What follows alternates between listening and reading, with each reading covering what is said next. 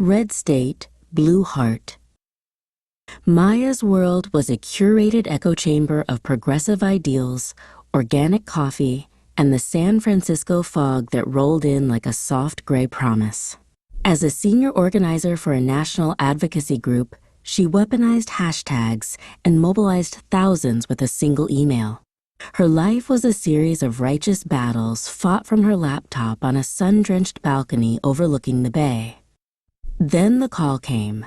Her father, a man as stubborn and rooted as the Texas soil he farmed, had a stroke.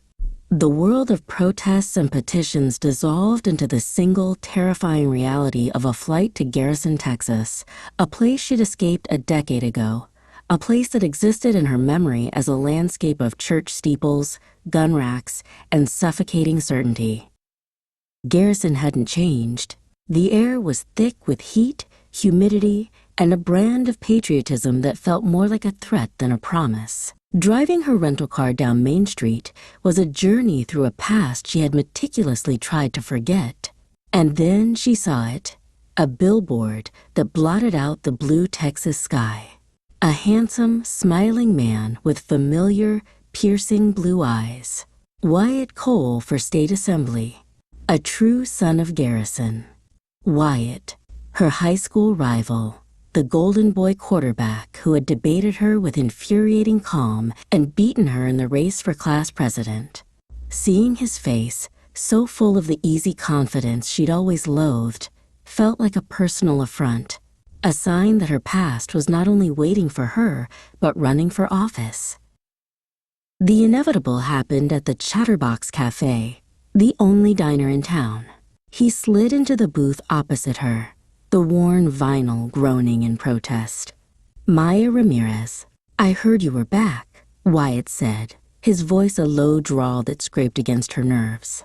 "Don't sound so thrilled, Wyatt. I'm only here for a family emergency," she retorted, not looking up from her menu. "Still fighting the good fight, I see.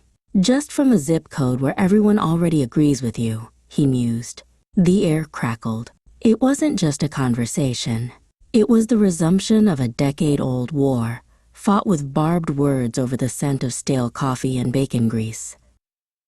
The hospital was a sterile, beige world of hushed voices and the rhythmic beep of machines. Her father lay in the bed, diminished and frail. Her mother, a ghost of herself, sat beside him, clutching a folder thick with incomprehensible medical bills and insurance denials. This was the reality beneath the political slogans. It was the terror of a single illness bankrupting a family. It was a systemic failure that she usually protested with a clever sign. Now, sitting in the quiet dread of that room, she felt a profound, suffocating helplessness. This was a fight she didn't know how to win. The town hall meeting was in the high school gymnasium, a place that smelled of floor wax and old memories. The topic was a proposed budget cut that would slash funding for the county hospital. Fueled by a cold fury, Maya walked to the microphone. She didn't shout. She dissected their arguments with the precision of a surgeon, laying bare the human cost of their fiscal policy. From the stage, Wyatt, a panel member, watched her. He was supposed to be her opponent, but as she spoke, he saw not the liberal caricature his campaign advisors warned him about, but the brilliant, passionate girl who had challenged him at every turn, making him sharper, smarter, and more alive. "You have no right," he seethed, cornering her in the dimly lit parking lot after the meeting. "You abandoned this place. You don't get to fly in on your high horse and criticize the people who stayed." Her own anger flared, hot and sharp. "Stayed? You stayed and let it rot, Wyatt. You wrap yourself in the flag while families like mine are going bankrupt to stay alive." The space between them vanished. His hand tangled in her hair, and his mouth crashed down on hers. It wasn't a kiss of tenderness. It was a collision of anger, history, and a decade of unresolved tension, tasting of frustration and a shocking, undeniable heat. The kiss was a ghost that followed them both. A brief shared memory from senior year resurfaced in Maya's mind. The two of them, hidden under the bleachers during a football game, not arguing, but sharing a flask of whiskey and a secret. He'd confessed his fear of being trapped in Garrison forever, and she'd admitted her terror of leaving it. It was a moment of vulnerability, a crack in their armor of rivalry that had been sealed shut the next day when he publicly ridiculed her anti-war protest. The memory was a bitter reminder of the complicated lines between them. He found her at Miller's Pond, a place where they had once skipped rocks and traded insults as kids. The Texas sunset bled across the water in hues of orange and purple. "I'm sorry, Maya," he said, his voice quiet, "for the other night and for what I said in high school." For the first time, the fight left them. They didn't talk about policy or parties. They talked about their parents, about the crushing weight of expectation and the quiet fear of disappointing everyone. They found a fragile, unspoken common ground in the shared love for a hometown that was failing them both. "I have a place," he texted her later that week. "It's private." His family's old hunting cabin was miles out of town, secluded and rustic. The air inside smelled of cedar and dust. There were no campaign posters here, no protest signs. The political armor they wore in public was stripped away, piece by piece, until all that was left was the raw, undeniable pull that had simmered between them for years. Their bodies came together with a desperate, searching intensity, a frantic attempt to understand through touch what they could never reconcile with words. It was a surrender, a truce declared in the language of skin and breath. Their affair was a secret country with a population of 2. In public, they were adversaries. He was the conservative son, she was the liberal agitator. But at night, in the sanctuary of his cabin, they were just Maya and Wyatt. They explored each other's bodies with a slow, delicious curiosity, and, more dangerously, they explored each other's minds. He confessed the suffocating pressure from his party to be more rigid, more extreme. She admitted that her life in San Francisco, so full of purpose, was also profoundly lonely. In the darkness, they allowed themselves to be vulnerable, trading truths like forbidden currency. "You're spending too much time with her. People are talking." Mark, Wyatt's portly, pragmatic campaign manager, warned him. They were in the cramped campaign headquarters, the walls covered in polling data. "She's making you soft, Wyatt." That stunt at the town hall, talking about finding common ground, that's not our message. Our message is that we're right and they're wrong. Remember that. The threat was clear. Maya was a liability, a political poison he couldn't afford to be near. The Garrison Public Library was Maya's childhood sanctuary. When she learned it was on the chopping block, she channeled her grief and anger into action. She organized a read-in, a peaceful protest that filled the library's lawn with families and children. From his car across the street, Wyatt watched her. She was in her element, not shouting, but connecting, inspiring. She was a force of nature, and he felt a surge of pride so fierce it terrified him.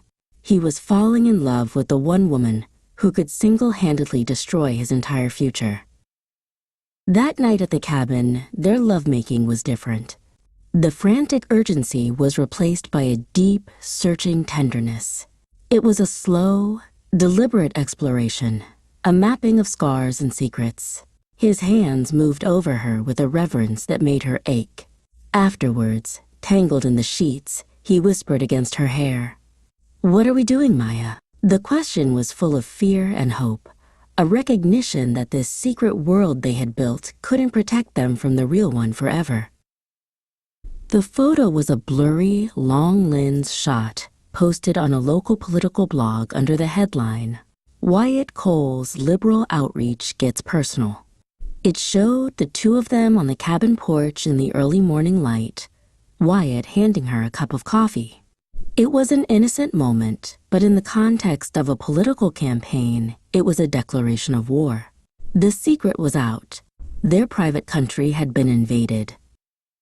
The explosion was immediate and catastrophic. Wyatt's conservative base was apoplectic. He was a traitor, a rhino, a fool seduced by a radical leftist from California. Maya was vilified on local talk radio, her social media flooded with vile, threatening messages. His campaign went into a nosedive. The nuance of their connection was lost, flattened into a simple, ugly story of betrayal that fed everyone's worst assumptions about the other side. Her father's condition worsened, a small complication that felt like a cosmic punishment. Sitting in the fluorescent hum of the hospital waiting room, the hateful comments from strangers online echoed in her head, mingling with the beeping of the machines. She felt the crushing weight of her failure. She had come home to help her family and had only brought a political firestorm down on them, all while breaking her own heart. She had never felt so completely and utterly alone. "You have to denounce her," Mark insisted, pacing Wyatt's office like a caged animal. "It's the only way. We'll draft a statement. You say you were misled, that she took advantage of your compassion. You call her a radical opportunist. It's ugly, but it saves the campaign. It's your only move, son." Wyatt stared out the window at the town he was supposed to represent, feeling a profound sense of disgust. Saving his career would mean destroying the only authentic thing he'd found in years. During the final televised debate, the moderator went for the kill. "Mr. Cole, a question about your judgment. Can you explain your relationship with the political extremist Maya Ramirez?" Wyatt looked at the camera. He saw the teleprompter with Mark's carefully crafted lies, and he ignored it. "My relationship with Ms. Ramirez taught me something," he began, his voice clear and steady. "It taught me that we are so busy screaming at each other from our political corners that we've forgotten how to see the humanity in the people we disagree with. I'm not going to apologize for that. He didn't just lose the election in that moment. He set it on fire." Maya watched it on the small TV in her father's room, her hand flying to her mouth. The caricature of the ambitious golden boy dissolved, replaced by the man who had confessed his fears under the bleachers. The man who had held her with such tenderness in the dark. Tears streamed down her face, not of sorrow, but of a stunning, heart-stopping recognition. He had chosen her. He had chosen them. He found her in the hospital chapel, a small, quiet room that smelled of old wood and disinfectant. They didn't need to say anything. He just opened his arms, and she walked into them. The embrace was everything. An apology, a promise, a shelter from the storm they had created. "I may have lost an election," he whispered into her hair, "but I'll be damned if I lose you too." 6 months later, Wyatt was not in the state assembly. Instead, he was standing beside Maya, covered in sawdust, in a formerly abandoned warehouse. He'd used his remaining campaign funds to start the Garrison Project, a non-profit community center and job training program. Maya, who had decided to stay, was its director. They were a team, their arguments now about budget spreadsheets and outreach strategies, their victories measured in the lives they were changing, not the votes they were winning. Back at the cabin, their sanctuary, their love had deepened, settling into a comfortable, profound intimacy. The frantic passion had been tempered by trust, their desire now a slow burn that warmed them from the inside out. They knew each other's bodies as well as they now knew each other's hearts. There were no more secrets, no more battles to be won, only a shared future to be built. It wasn't a fairy tale. Walking through town, they still got cold shoulders from some of Wyatt's former supporters. Her liberal friends from San Francisco still didn't fully understand her choice. Their political disagreements hadn't vanished. They were just part of the ongoing conversation of their life together. They learned that love didn't erase their differences, but it created a safe space to navigate them. On a sunny afternoon, Maya pushed her father in his wheelchair along a path in the new community park. His recovery was slow but steady. He was talking again, his humor returning. She had come home expecting to fight a political war, but had instead found a different kind of purpose, one rooted not in changing the world, but in healing one small corner of it, starting with her own family. That night, they sat on the porch swing of the cabin, wrapped in a quilt, the vast, diamond-dusted Texas sky stretching out above them. They weren't a Republican and a Democrat anymore.